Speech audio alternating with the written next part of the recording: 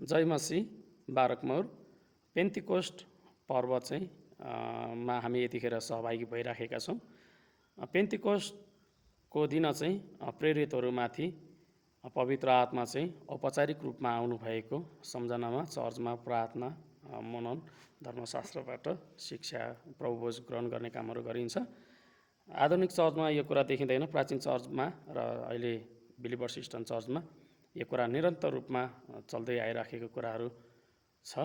हामीले चाहिँ पेन्टिकोस्टको दिन बप्तिस्माको कामहरू, नयाँ विश्वासका सदस्यहरूलाई नयाँ जन्मद्वारा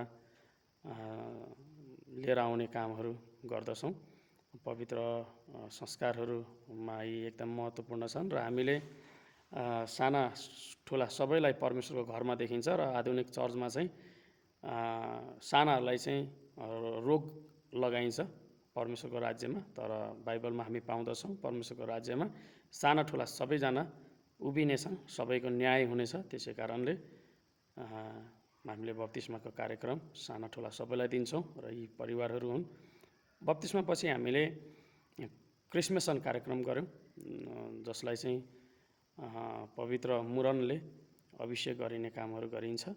पवित्र मुरनले अभिषेक गर्ने काम चाहिँ परमेश्वरको निम्ति अलग गरिने कुराहरू हुन् र यसरी हामी सबै काम सके पश्चात पवित्र प्रभुभोजमा सहभागी भयौँ। वेदीको विशेष गरी काम पवित्र प्रभुभोज सञ्चालन गर्ने र पवित्र प्रभुभोज सम्पन्न भएपछि हामीले सङ्गतिलाई समापन आशीर्वादको प्रार्थनाहरू सबै सकेपछि हामी बाहिर निस्क्यौँ। खाजा पानी तयारी भएको थियो अनि खाजा पानीहरू खायौँ बाँडचुँड गरेर, अनि घाम लागिराखेको थियो, शीतलमा बस्यौँ र यसरी हामी सबैजना